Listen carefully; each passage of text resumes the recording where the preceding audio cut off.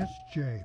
Welcome to Mvskoke Radio, your weekly source for tribal and community news, interesting guests and discussions, plus a local events calendar.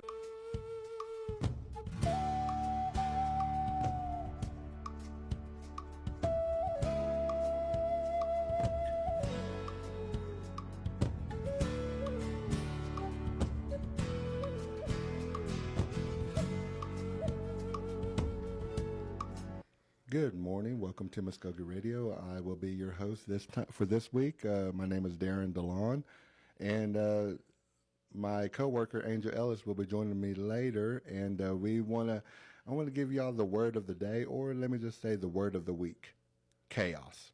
As soon as Gary leaves, everything just goes down. What happened? We are getting our carpets taken care of at the Mvskoke Media office this week, and so everything is getting moved. Everything is getting taken care of. Desks are getting moved out. But one thing that we forgot today. I mean, we didn't forget the radio show, of course. So we're glad to be here. But we forgot our announcements. So we apologize about that, Gary. We just don't know where it's at. So if you're listening, try and shoot us a couple texts if you have any announcements for us. So just want to give you all that heads up. So we apologize about that if there was any announcements that are being pressing. But of course, we're going to have a good show today. We'll be talking with the Tribal Energy Program and talking about what services they offer for our Mvskoke Creek citizens. And then also we're going to be talking to Randy Kemp. He is a flute player, and he was recently a nominee at the Indigenous Music Awards. I hope I got that one right, in Canada. So we're going to be talking about that and how he got his start with playing the flute. So we're going to take a little short break, and we're going to be back with our Tribal Energy people. So please stay tuned to Mvskoke Radio here on The Brew. I started doing it when I was 11. I wanted to be just like my big brother. And some of my friends were already doing it. We got hooked fast. I just can't get enough. I'm Jacob, and I'm addicted to playing the drums. There's lots of stuff that makes it cool to be Native. Doing meth isn't one of them. Find something better to do. Check out ncai.org. A message from the Partnership for a Drug-Free America and the National Congress of American Indians.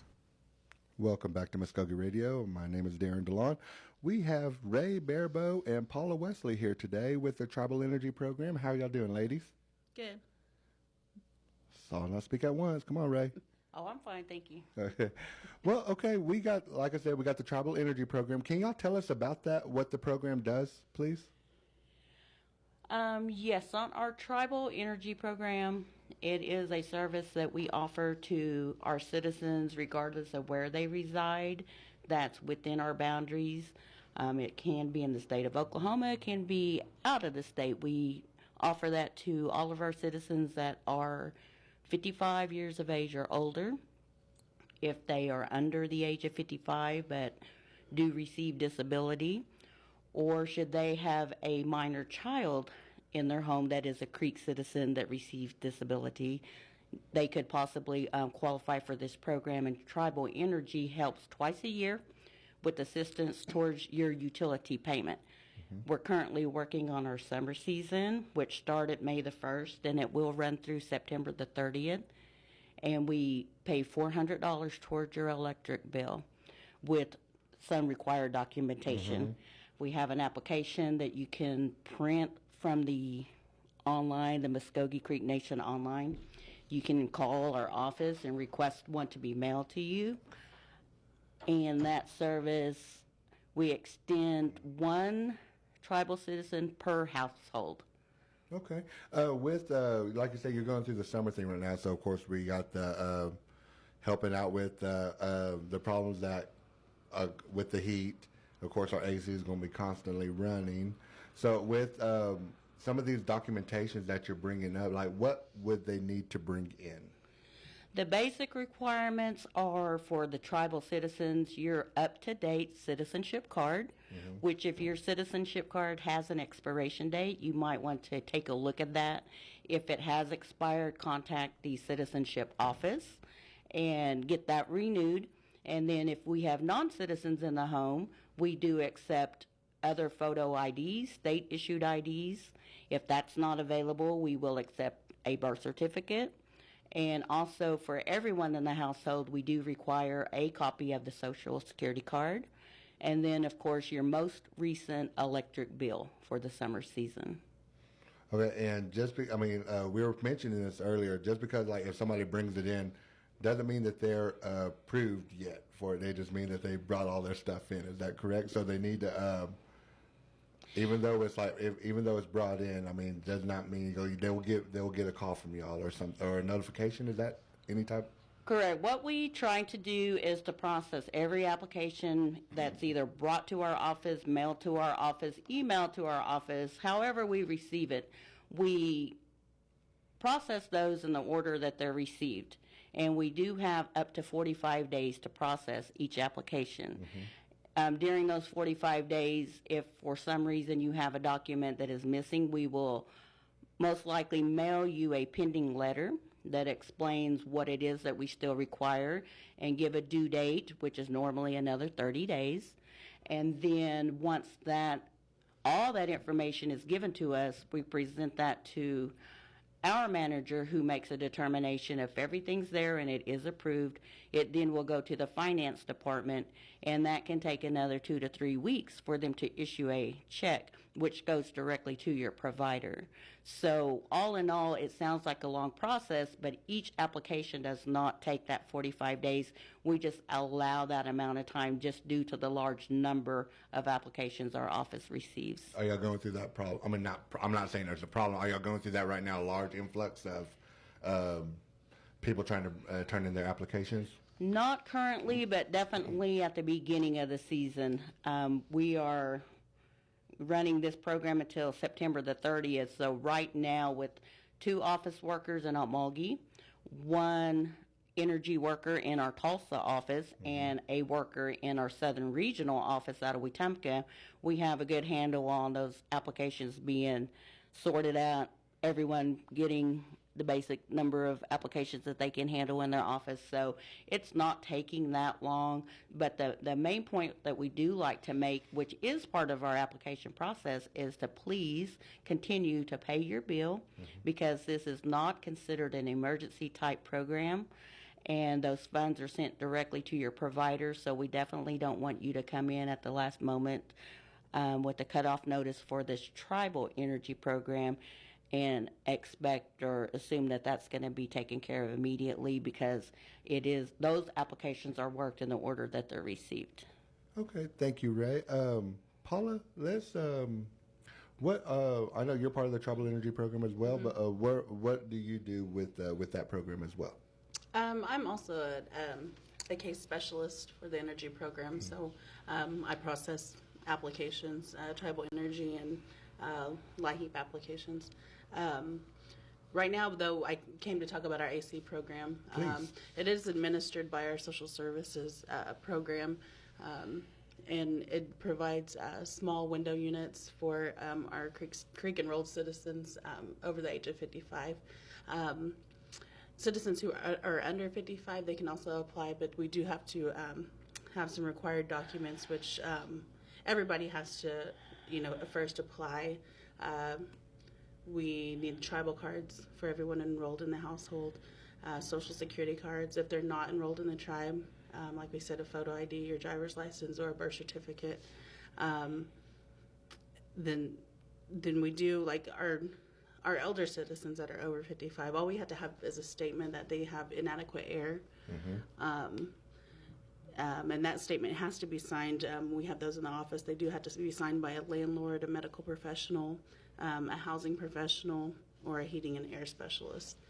So if they had somebody come out and look at their AC unit, and sometimes maybe they only have like a window unit or something, they may need another one. Yeah, another one, in their bedroom or something. But if they are under 55, we ask for that inadequate air statement. And then also they do have to provide a document from a medical professional that says they do have a need for an AC unit. And some of those that criteria, it's like you have to meet, like if they have chronic medical conditions like asthma or cancer, heart disease, diabetes, things that warrant, the need for an air conditioner. Okay. But it's pretty simple, a simple application. And we do actually require income verification for anyone under 55, though. Okay. Also, they do have to have that. They can also apply on the behalf of a minor that has those same medical conditions that may need an AC in their home. And after going through the process and after it's approved, we do issue a voucher for them to pick it up at Nils. So what they would need to do is, after approval, then take that voucher to Nils with their either photo ID or their updated tribal citizenship card. And they would pick it up from there. All right, there's your plug for a free advertisement, John Neal. Here, I hope you heard that. We brought up earlier, and I know, Ray, you brought up again about LIHEAP. Is tribal energy and LIHEAP the same thing, or are there any differences for those assistants? Those are definitely two separate programs, and thank you for asking, because LIHEAP is a federal program that is income-based. The main difference on that is our tribal program is, of course, for our tribal citizens, being Mvskoke Creek Nation. The LIHEAP program, we extend that service to any federally recognized tribal member who resides within our Mvskoke Creek Nation boundaries. And it is income-based, so we do have a number of ways to document income or zero income, and we ask for the same basic requirements as far as photo IDs, and we will accept, in lieu of tribal cards from other tribes, we will accept the CDIB card. Mm-hmm. If it's for our tribal program, we do expect and assume that you're going to have our membership card. So then the LIHEAP program is also run by the state of Oklahoma, so DHS offers that program as well. We have a couple of our tribal towns that run a small LIHEAP program, so you may only receive services from one of those programs each season, so we will confirm with those tribal towns and with DHS before we do extend services. There is another major point with the LIHEAP program that our tribal citizens that do receive tribal energy may qualify for, and that is a crisis. A LIHEAP crisis, we are either trying to prevent a cutoff situation of your utility or restore a cutoff situation, and that we may be able to help with immediately. It's the same basic requirements. Our tribal citizens just need to remember that it is income based, so we can't guarantee at any time that we're going to automatically be able to restore services through the LIHEAP program. But if you have a 48-hour cutoff notice, or you've been recently disconnected from your utility service, and right now we're speaking strictly on electric for our summer program, then we would highly recommend you contact our office and ask about the LIHEAP crisis program, and we may be able to assist you in restoring those services now. I know you mentioned it, and it probably just went right by my head. So I just want to ask you just one more time. If you apply for the tribal energy program, get approved, and you can't apply for the LIHEAP, or vice versa, if you apply for LIHEAP, you can't get tribal energy? As it stands currently for this program, this season, you can only receive tribal energy or LIHEAP. However, you could receive tribal energy and LIHEAP crisis, because LIHEAP and LIHEAP crisis are being considered two separate programs. Okay. So in the years past, we could not overlap those programs. This year, we are able to do so because it was written into our plan. And if there's going to be a large need for it, I would assume that they would extend that for the upcoming winter season as well. So it gets a little bit tricky, and this is why we ask that please call us or come into the office, and then we'll discuss all the available options. A few more questions. Are there any age restrictions with that LIHEAP program? That On LIHEAP, no. Basically, if you're an adult household, say 18 or older, is the norm to have a lease in your name or have a home that you're responsible for the utilities, then that's pretty much it, 18 and older. Perfect. Okay. We know y'all's located in the Southern Regional Office in Wetumpka. Now, just in case for Tulsa, where are they going to be located at if they need to look for y'all? The office address itself is 6711 South Yale Street, suite number 106, and that office is basically 61st and Yale. Mm-hmm. So you can contact our main number, which is 918-549-2445, and we can direct your call to the office that would be able to service you best. And where are y'all located at here in Okmulgee? In Okmulgee, we are located right between the housing and the food distribution building. That's the easiest way to tell you. We're right off of Highway 75. We're the double wide trailer, the one that faces the highway. All right. Ray Barbo, Paula Wesley, Tribal Energy Program. I want to thank you all very much today to coming out to Mvskoke Radio and talking to us about what y'all do, what y'all's program offers, and we hope we get some people who know what's going on, and they'll be down there to get some assistance if they need it. So thank you both very much. Thank you. Thank you. We want to take a short break here on Mvskoke Radio. We'll be coming back with Randy Kemp if he picks up his phone. So please stay tuned to Mvskoke Radio here on The Brew. Who am I? Am I native? I don't want people assuming things because I'm Indian. I just want to be me. But how do I live in two worlds? Some guys just check out by doing meth. But that ain't for me, because I see my family, my friends, my drum making, my future. There are a lot of cool things about being who I am, and meth isn't one of them. Learn more at ncai.org. A message from the Partnership for a Drug-Free America and the National Congress of American Indians. Who am I? Am I Indian? Just because I'm a girl from the res, don't make things up about me. What if I move away? Then who am I? Some kids try meth just to escape. But then I think about my grandma, my little brother, my beadwork, my poetry. And I think, I like who I am. And I know meth is not for me. Check out ncai.org, a message from the Partnership for a Drug-Free America and the National Congress of American Indians. Hear that? That's the sound of hope being killed by meth. Methamphetamine use is causing huge problems in our community. Hear that? That's the sound of something you can do about it. Events like rodeo, res ball, and family time can help keep kids away from meth. Talk to your kids. Keep our culture alive. A message from the Partnership for a Drug-Free America and the National Congress of American Indians. Learn more at ncai.org.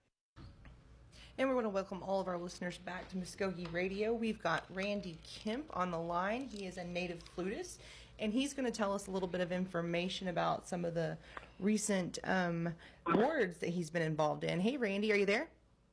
Yes, I'm here. So tell us a little bit about what your last adventure was in native flutes. Well, the last one had taken us to Manitoba, Winnipeg, Manitoba, Canada, for the Indigenous Music Awards. Okay, so the Indigenous Music Awards in Manitoba, Canada? Yeah. That was the latest one, and that was because we were nominated for Best Instrumental Album.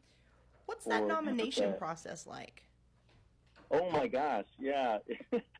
It is a process. It's a couple of months as a process where you have to submit a lot of background and your music files and just in general about what your music is about. And and all the folks who are involved and that sort of thing as well. So it's kind of daunting, but if you get through it, there's a bit of a reward at the end. So Okay. And how did your adventures turn out? Can you give us a little bit of the end product and what you achieved?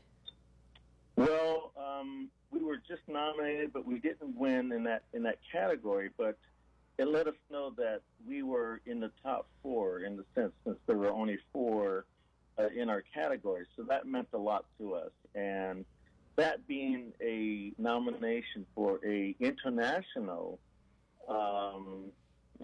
entity like that, the Indigenous Music Awards, since it's in Canada, that put us against everyone internationally. And this was like the best instrumental album flute category, right? Yeah. Okay, yeah. That's pretty amazing. That's nothing to like sneeze at, to be like the best, like top 4 in internationally. That can you tell us a little bit about your involvement with flute? And when you talk about us, who are you talking about exactly? Well, us is as in my group for this CD that was nominated. The group was called Artificial Red, and the album was Res Radio. And who I'm talking about in the group is that my co-founder is my daughter, Raquel. And we actually started out just playing flute and poetry. And then I added a friend of mine, Dean Yazzie, later, who was a classically trained acoustic guitarist.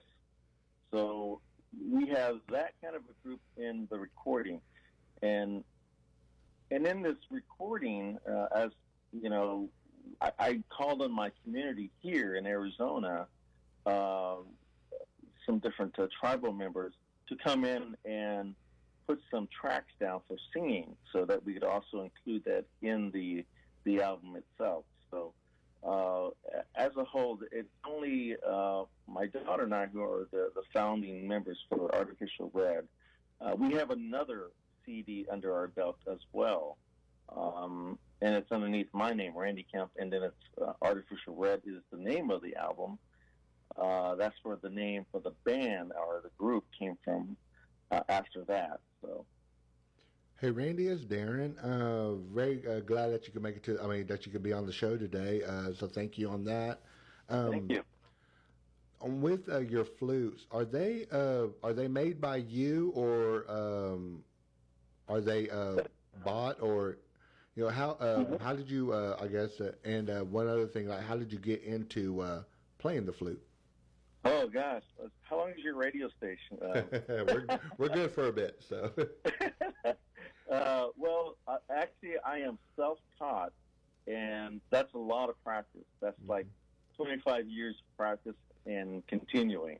I don't make my own flutes, but I have a lot of friends around here in Arizona who are flute makers. So I buy from them so I can support them, because they're the ones who actually have that kind of knowledge. And there's a variety of different backgrounds as far as they've been taught, and the different styles that they make in the woods and the whole process. So, but maybe someday I will put my own flute together. Who knows? But yeah, I am self-taught. I don't even know how to read music or write. That should be a good inspiration for a lot of listeners who are playing, because I just kept at it. And the reason why I even started was because I'm an artist as a painter and a printmaker and mixed media artist. And so every day I would go to my studio, and I had a full-time job at Arizona State University as an environmental graphic designer for over 30 years. So I would get to my studio, and I would face this, canvas piece, and I wouldn't know how to start sometimes. And so I had a flute maker in my studio, and I just walked back there one day and asked, hey, can I learn how to play the flute?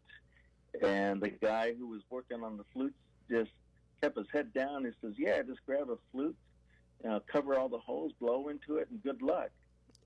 And that's kind of baptism by fire there, isn't it? Yeah. So every day when I went to the studio, I would just practice playing the flute before I started painting or printmaking, and that kind of helped start me going. So you're saying that like the flute became this like audio element of your, visual creative art. Yeah, absolutely. Good way to explain that. Yeah, it really was. It was kind of a transition from my my day at work and driving, and then I get to the studio, and it just kind of helped me get going. And lo and behold, it actually was something more creative than that. I didn't know that. So now I'm curious. So since you are the visual artist too, I think that music is a great way to incorporate a certain headspace you want to be in to create and everything. And I often listen to music when I write, but I have to ask the question, being that painting type element in there, did that music ever influence or change what you were doing, artistically painting? So there's the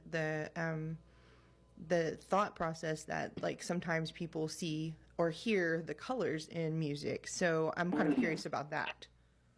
Well, that's a really good question. Thank you. I can just believe that it did have some sort of an influence to that. It really is about kind of a mindset of just getting prepared, for me anyway, for playing the music, relaxing, and just getting me focused. And then I would actually put on different types of music when I played. I never bought any CD, flute music CDs to listen to, because I realized that those who are already, playing and have been recorded are just way ahead of me, and there wouldn't be a way to emulate that kind of sounds or techniques and so on. So I never bought any CDs of flute music, but I'm pretty sure it helped me in lots of different ways, as it is still today. I still play my flute music before I sit down and start to draw or think or put something together. So yeah, there's a correlation there somewhere. Awesome. Tell me about what it is like to be just there with an instrument. And I think we've all had that moment when we were like 15 years old and we wanted to like get a guitar or something, and you're just like, well, now what do I do next? Can you walk me through like your process? From the very beginning? Yeah. Oh yeah, it was horrible. That squeaking sound, that whole thing about like, what am I doing with this, and how long does this take to actually make a decent sound out of it? But I can tell you it took me about 3 years before anybody knew that I was playing the flute, including my family. So this was like a secret. They never sit around with me in my studio, so I would sit there and practice, and I never told anyone that, I'm playing the flute, because it wasn't about that. It wasn't about, playing in front of anyone at all or letting anyone listen to you. It was actually just for me in that sense. Okay. And, here's the interesting thing. Since I'm here in Arizona, and my family's back there in Oklahoma, Sapulpa, Oklahoma. Right. When I was learning the flute, I actually called my mom back home and asked if we actually had a cultural or tribal relationship to flutes. Mm-hmm.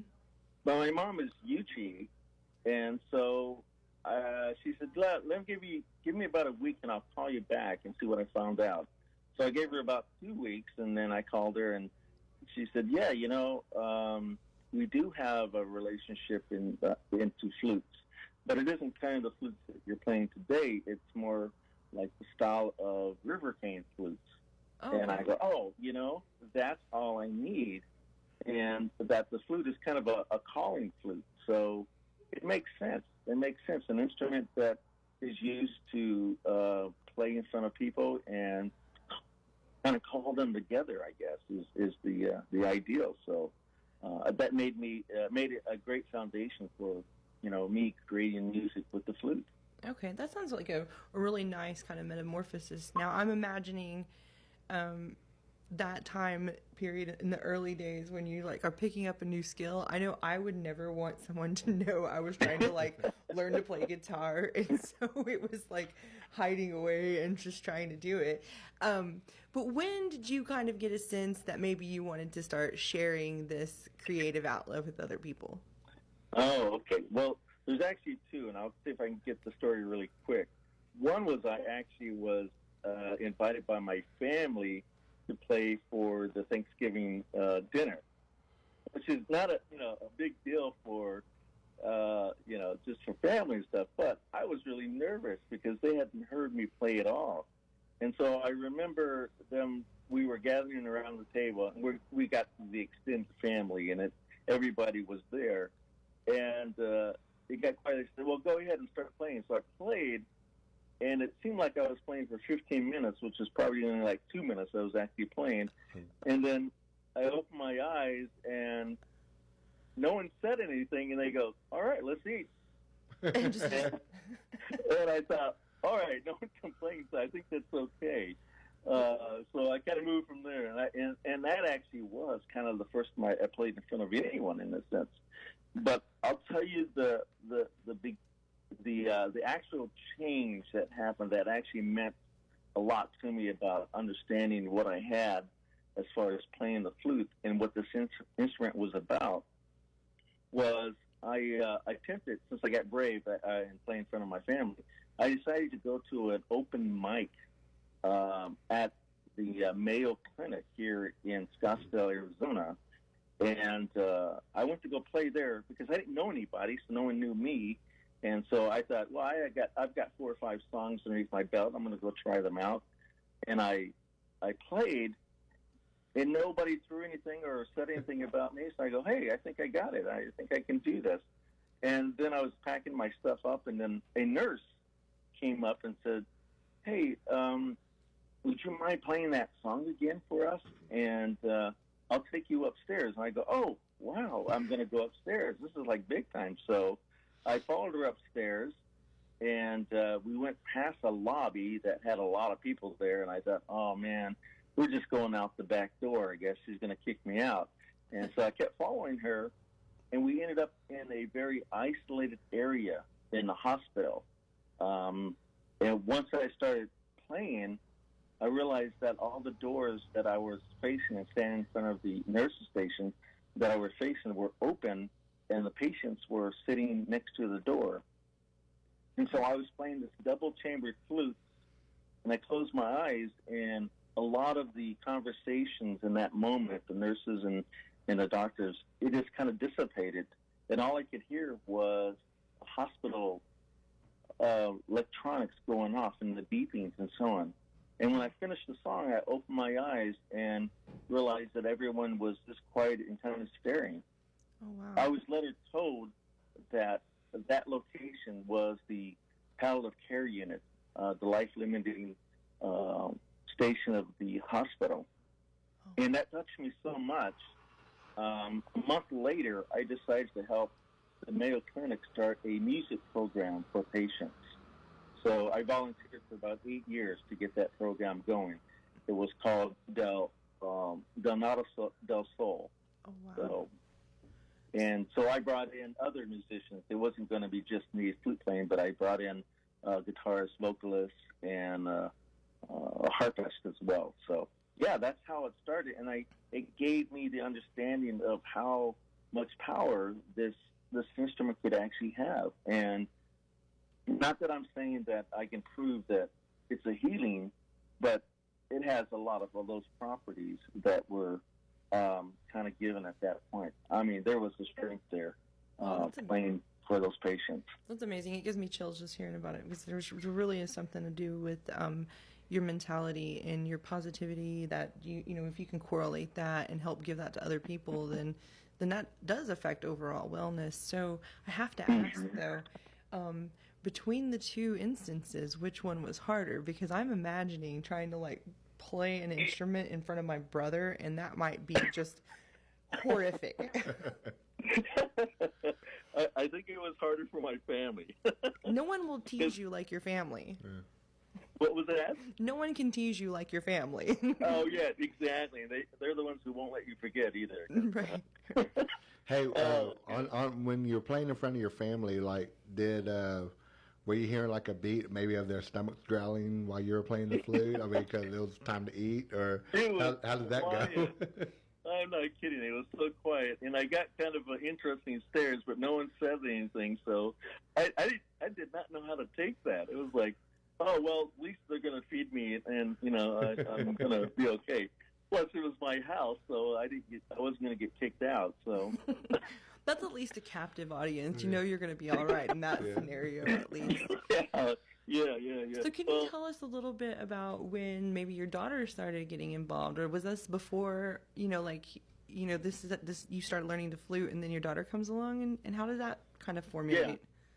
Yeah. I started learning, and it was probably by that time 10 years in, and that I'd been playing and practicing, and by that time, and after the Mayo Clinic, I started doing private events like resorts and special events and occasions and openings and things like that, just in our community here in Arizona in the Valley of the Sun. So I was being called out to do that. And there are plenty of other native flute players out there, but I steadily came up the ranks in the sense of just being available and just wanting to do it. And lots of times I just kind of volunteered, and that was the way I kind of started with that. But after about 10 years, I decided, well, I need to record this because otherwise I'm going to forget. So I started writing as well. My daughter and I were writing poetries and things, and so we came up with a piece that we thought we could work on together. And I'm terrible about reading, so she has a more fitting voice for this, and I convinced her to do it. So we went to the Canyon Records and here in Phoenix to do the recording. I'm not affiliated in the sense of Canyon Records, but they had a recording studio that we bought time in, and I know all the folks there too. They're great character folks too, but it allowed us to do this recording, and we had no intentions of going any further than just a recording, but I ended up submitting that first CD, which was Randy Camp Artificial Red. We submitted it to the Native American Music Awards in New York in that year, and we got nominated for Best Debut Artist. Oh, wow. So that was a lot of fun. I mean, it's kind of the nice unexpected, not having an expectation about the CD, but it ends up going someplace with it in our sense. It was a lot of fun. So how difficult is it for an artist who, you said that you don't read or write music necessarily, but then to go in and reproduce to record? What's that like? Oh my gosh. I never thought I would find myself in this kind of position where I'd have to memorize music like this.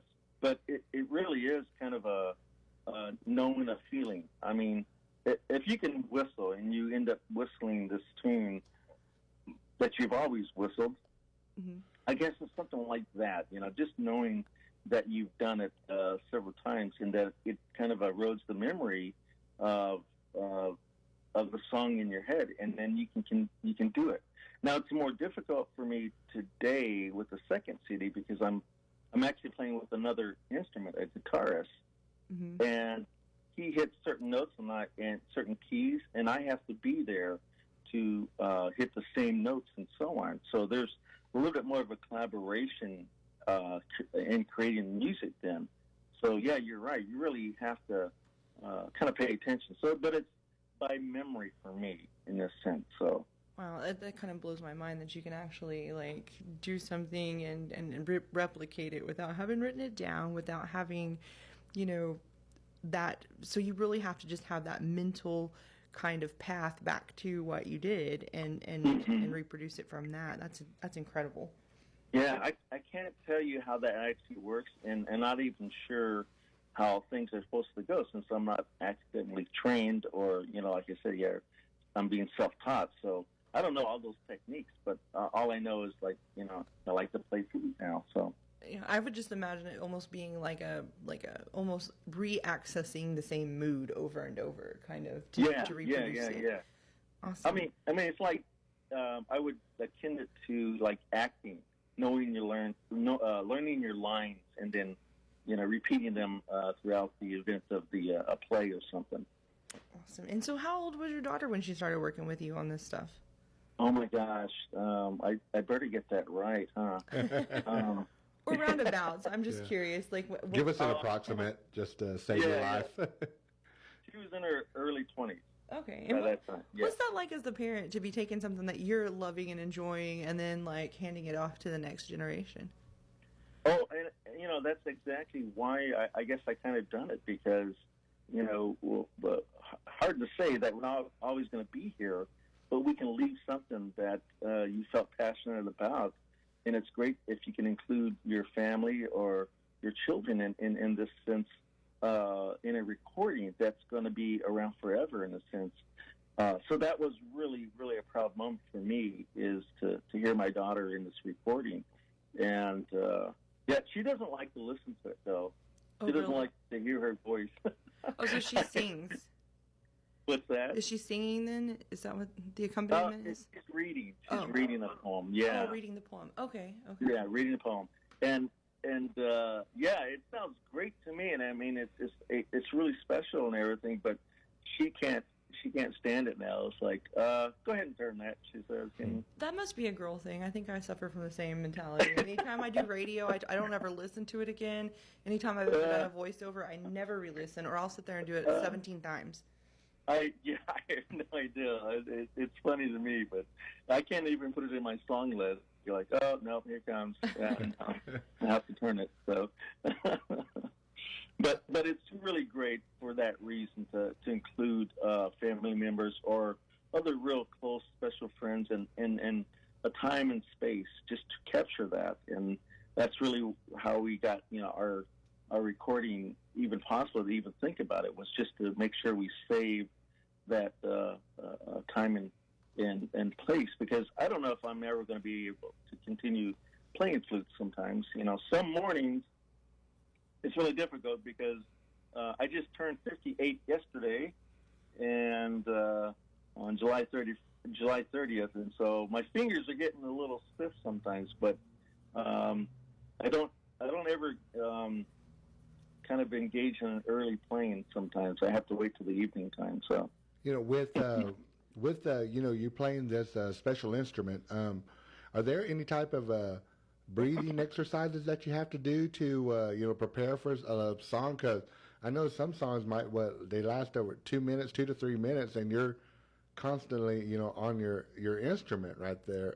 And so is there like any ways to just to remember to help you breathe? I know some people Angel and I, if we talk in front of people, there's sometimes we forget to breathe. Oh yeah. And now with like with something like that with the flute, that does require oxygen to be able to make the note. Yeah. So is there do you do any type of breathing exercises? And the same goes for like your daughter and also other members of your band. Do they do anything to help you or notify you? Well, my guitarist doesn't have to do too much the breathing exercise, since he's all the strumming, and my daughter no longer performs with us, so she kind of just did the one up on that recording. But for myself, I realized that health is actually a big component, and either being conditioned for running or breathing exercise is a really big thing. And also just stretching every part of your body other than your hands as well. It's important just to kind of prepare yourself, because you're really breathing deeply in your diaphragm of your chest and bringing out the air. And when you're playing the flute, it isn't kind of like a harsh outward exhale. It's a really controlled kind of exhale. Mm-hmm. So if you're playing, if anyone who's ever played an instrument, it has a certain kind of type of release in that sense. So there's a lot of control in that.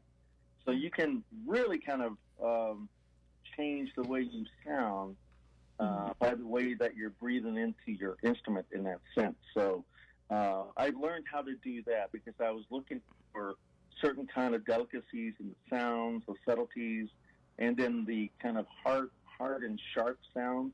So that required different type of breathing.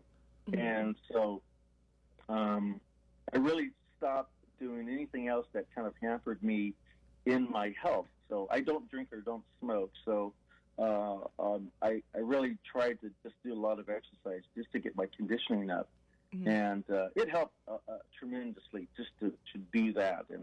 And I hope that everyone can kind of grasp that as well, because it's kind of a healthy thing to do in that sense too. Yeah, I have a lot of admiration for all the wind instrument players. I mean, my son plays trombone, and I've watched them do like a 6-minute like classical set, and I really don't know how those kids don't pass out.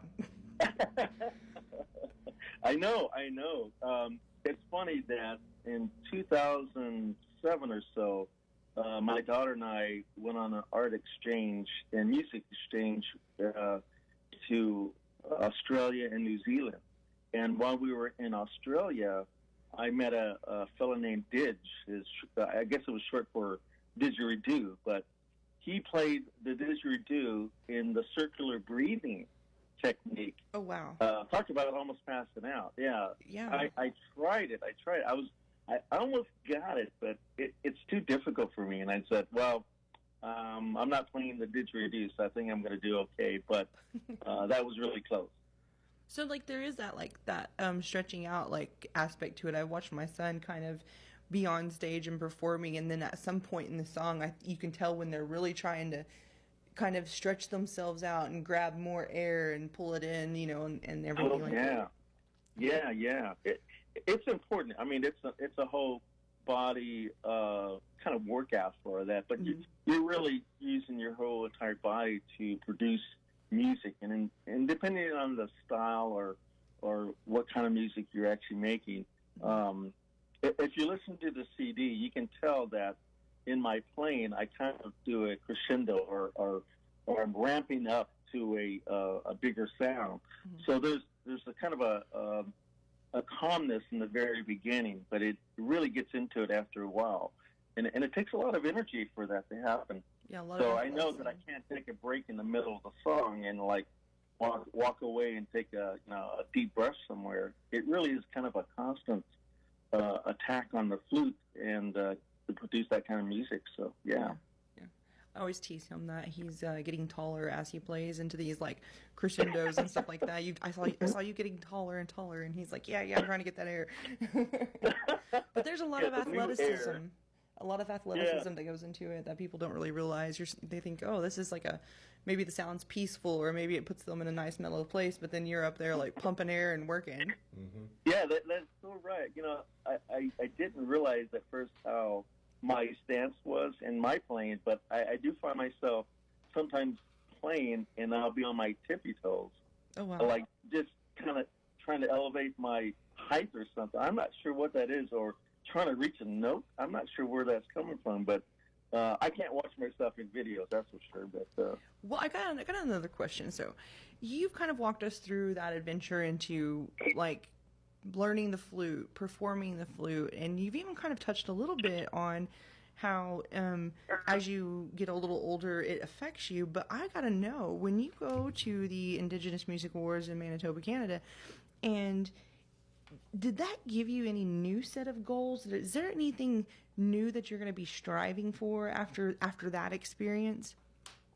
Oh, absolutely, and that's winning it at some point. It was great to meet your counterparts in the different parts of the world in that sense, to see what they were about, because your competition and your drive for playing the instrument comes from these other peers of yours who are also, working really hard to do a recording and to do the best that they can.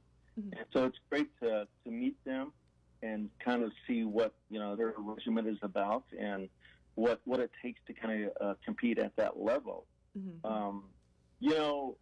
I'm really proud to say that I, in the back of my mind, while I was there, was to hear the words Mvskoke Creek Nation in that amphitheater for as one of the nominees. So that was the fun thing. Awesome. Well, can you talk about that element of the peerage? Because I know that like Darren and I both submit our writing and things like that to contests. We even submit radio. And what is it like for you as an artist to get that feedback from that level of competition? And when I say competition, I don't necessarily mean it in the sense of like we're going to the March Madness or something and competing against each other, but more of the artist kind of element to that. Can you kind of clue us in? Because I think it's a little different. Well, I like, again, I want to see where the mindset is. I want to see where is your music coming from, early on, asking about where does the music start and how did you learn it, is important because it gives insight to, that journey that they had taken to get to the point where they're at now. And is this really what you were expecting at this point? So there's different roads to that point, and it's interesting to find out the background. So talking to folks in that kind of industry, it really gives you a lot of different insight. So I would suggest anyone to, have a forum or some sort of discussion about that, because you can only learn more about it if they're willing to share ideals and formulas or just techniques in that sense. Is a great thing. So yeah, I just kind of opened myself up to that, and whether or not if I'm going to continue on and compete again, just for myself, just to understand what I'm up against is really kind of the end result. Yeah, and just so, is there ever any instances? I know when I go to these like professional developments as a writer, and we enter awards, we're comparing ourselves against people all across the nation. There's always that one person I always want to pull aside and pick their brain because they've either done something I have admired or they are a professional that I admired. Were there any scenarios like that for you? It's interesting that I'm here in Arizona and I'm in the Southwest, and there's a lot of good flute players here. So when I think about the competition or kind of the ideal flute players and individuals out there, I don't have to go very far because I have some really good folks here in Arizona that I can try to track down. And two of the people that come to mind, one is for me was Carlos Arnakai, who actually helped start this industry for flute playing in his recordings years ago, and he's still out there just producing music, and it's a great thing to hear.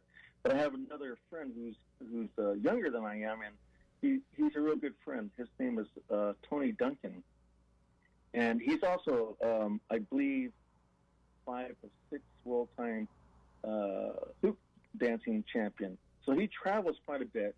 He plays and practices quite a bit with his flute, and I love listening to his music, and he travels quite a bit, so I know he's picking up, other flute player sort of techniques and designs, and so it's really good to hear that. And so whenever we can, we talk a lot about sort of those sorts of things too. So it's important that who's in your kind of category per se. Mm-hmm. Not that I'm trying to emulate anyone because I have kind of my own style, but it's important to know who's doing what out there in your industry, and also in this case, I really want to support some of them as well, just to have it going, make sure that we're teaching others in our field, in our families, our tribes, and so on. So that's another aspect that's important too, is the teaching part and sharing. I think I got one more major question. As I is there any like you talk about how like in some instances where people travel around and learn different techniques and stuff, is there something or an element or technique that really stands out to you that's your favorite? Is there anything that you gravitate towards? Oh man, how can I answer that? Well, here, let me just try something.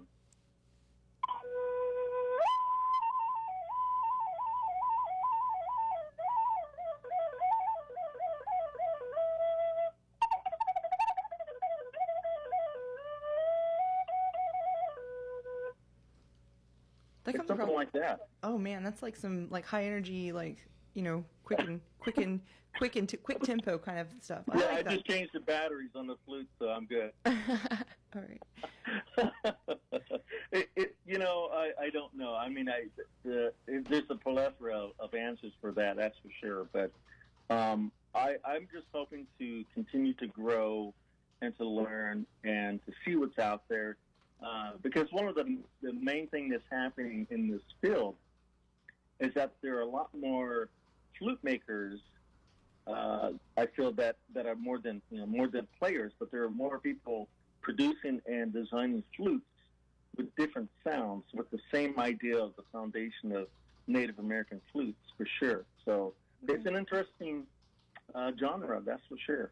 Awesome. Darren, you got any wrap-ups? I am good. Thank you, Randy, for being on the show today. That's all I really have to say. Oh, my gosh. I am so thankful, and I'm just happy because it gives a chance for me to share with my Mvskoke Creek citizens as well about, a journey and something that we can all probably continue to do as far as if we play an instrument or pursuing writing, movies, or whatever it might be, that we practice our skills, share it, and continue to learn. And I really appreciate you guys' time. It was a lot of fun. Thanks. I appreciate it too, and I'm just going to make a shameless plug before we let you go that I'm going to be eagerly looking forward to that next flute jam session and eat that you have. So I'm expecting an invite. Don't leave me off the list. Oh, right. Oh my gosh. Yeah, we'll have to get together and make something happen. But yeah, that ought to be a fun thing. So hopefully, if you have any questions, the information that you need from me is on the CD or the information I provided. We need to really tell people how they can get a hold of your CD too. Anybody who's curious and wants to hear a little more, you gave us a great little sample, a nice little teaser. How can they get a hold of that if they want to hear some more of your work? Oh, great. Yeah, I think you can go to iTunes as well. It's online. If you want to talk to me direct, it's going to be randykemp.artist@gmail.com. Okay. So you can get a hold of me that way as well. Okay. And what is your line, plug line on iTunes? What are we searching for? It's going to be Randy Kemp Artificial Red. All right. Perfect. Yeah. Thank you very much, Randy. Thank you, guys. Have a great day as well. Continue to do what you're doing. That was Randy Kemp, Mvskoke Creek citizen, self-taught flute player. Good job, Angel, on that interview. I'm not the greatest with the outros. I'm just kind of thanks for telling me all your secrets and all your innuendos, and now I'm done. Yeah. Well, so we have maybe a couple of minutes here. Just want to remind everybody, especially on the Tribal Energy Program, there was one thing they forgot to bring up on the AC part of the program, that Tribal Energy. It's only once every 2 years. So that was really important part of theirs wanting to bring up. So from the interview earlier that we did on the AC program, it is once every 2 years. So if you need more information about that, please call the Tribal Energy Program, and they'll be able to help you out and help you be able to understand that. So we want to thank the Tribal Energy Program, Randy Kemp, Angel Ellis for all being on the show today here on Mvskoke Radio, and Brooks Brewer for helping us out. Thank you very much again, Brooksy. And with, let's see, we got a little bit of time left, so we're going to go ahead and see y'all later, and have a great day. Thank you for listening to Mvskoke Radio here on The Brew.